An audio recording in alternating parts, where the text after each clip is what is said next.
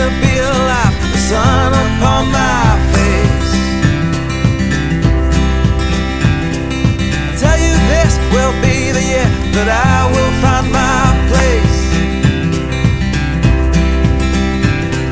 So look out world, 'cause here I come, I'm coming for you fast. What's done is done, what's gone is gone, and my future's not my past. It's a new day for me. I feel it in my bones, I feel alive, I am set free. It's a new day for me. Nothing in this world will interfere. This is my year. Oh, this is my year. Yeah, this is my year. This is my year.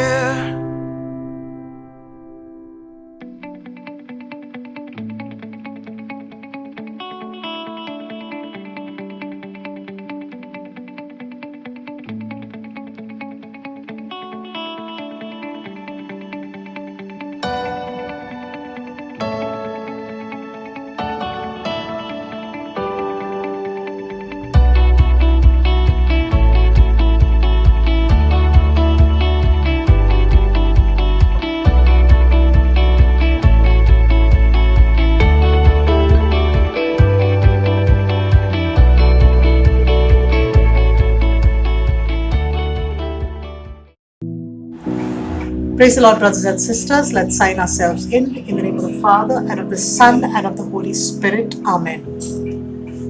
The miracle of the feeding of a massive crowd, creating food, was really the high point of Jesus' Galilean ministry. It is the most massive miracle, as it involves more people than any other miracle that our Lord had performed. It is a peak of the power of Jesus demonstrated. The enthusiasm of the people reaches a fever pitch and explodes 12 times through the delegated power of the apostles. People became enthusiastic. They wanted Jesus to be their king. They knew now that Jesus could heal their bodies. They knew that he could raise the dead and also be their source of permanent food supply. They were ready to take on Rome with Jesus as their leader. But Jesus had no plans to be a leader. He had no plans to be a leader of their revolution. He had no plans to be the author of their coup. Because he had not come to kill. He had come to die.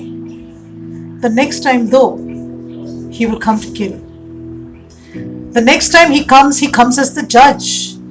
The next time he comes in the glory of the second coming, he will slaughter the godless of the world and establish his kingdom of righteousness. He came the first time to die.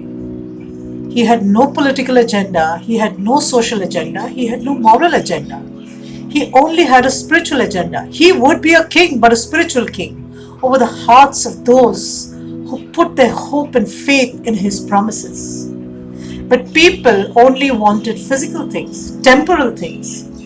His power to create food was so attractive to them, they were thrill seekers. They wanted to use him, but Jesus would have none of it. 12 hours later, the same crowd met Jesus at the same place, probably hoping to get some breakfast.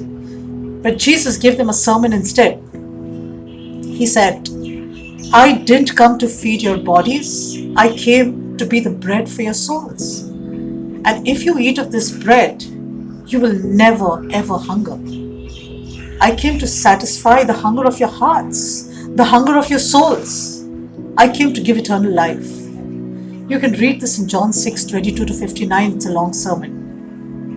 Today's Gospel, Mark 6:56 says, and wherever he went into villages, towns or countryside, they placed the sick in the marketplaces. They begged him to let them touch the fringe of his cloak, and all who touched him were healed. Now faith is one of the most powerful virtues of the human heart, because God himself chose to be moved by it. In today's Gospel, we read that people recognized him and started hurrying all through the countryside. Now, they were not hurrying to invite others to seek forgiveness for their sins and spiritual healing from Jesus. They were in a haste, most certainly, but to bring the sick so that the Lord would heal them of their physical infirmities. Now, how blind is the human heart that often fears physical illness more than spiritual infirmities and falling out of God's grace. The gravest ill that we can suffer are those that come from within us. We read in Matthew 15:19 to 20, "For from the heart come evil thoughts, thoughts of murder, thoughts of adultery, thoughts of unchastity, theft, false witness, blasphemy. These are what defiles a person." We also read in today's gospel that they laid down the sick in open places, begging them to let them touch even the fringe of his cloak. Now, the word fringe has its roots in Greek language, and if you research this, it will lead you to the word healing. Holy men and women throughout the centuries have firmly believed that touching Christ by receiving the sacraments brings about spiritual healing and redemption. St. Ambrose used to pray before he celebrated Mass. He would pray, "My heart has been wounded by many sins, my mind and tongue carelessly left unguarded." All those who trust Jesus Christ with the touch of faith were cured. Like the Canaanite woman, the 10 lepers, the blind man, the paralytic, Jairus' daughter, the woman with hemorrhage, the boy with demons. All these people in the gospel had something in common. It was their faith that allowed the Lord to heal them. Faith is a powerful virtue. Reach out and touch Him every day through the sacraments, especially the sacrament of reconciliation. Have compassion for your neighbor, just like Jesus did. Jesus was extraordinarily compassionate, and we need to feel that same compassion. Have fear for spiritual infirmities. Let us pray. Father in heaven, we thank you for your word to us, and we stand here before you humbled. You created us, Lord. Christ received us and keeps us. And He will one day raise us. We praise you and we thank you, Lord. We love your word, your grace that is poured upon us. We are undeserving sinners because of your sovereign love.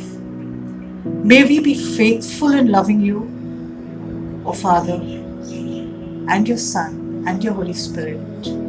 We thank you that we are fed from the bread of life. Use us, Lord, to proclaim the glorious message far and wide. We ask this in Jesus' name. Amen. Praise the Lord. And Saint Lawrence. If you want to grow spiritually and know more about Jesus and His teachings, please subscribe to the channel. I'm Saint Bonaventure, and if you enjoyed and learned something new, then please press the like button. I'm Saint Philomena, and I want you to please share this video with your family, friends, and all your WhatsApp groups. I am Saint Thomas of Villanova, and I want you all to comment a word or a scripture touch you the most watching this video.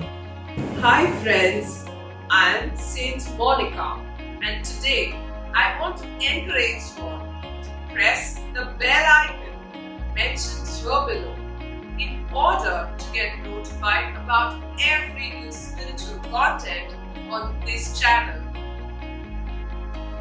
Stay safe, stay blessed, stay connected.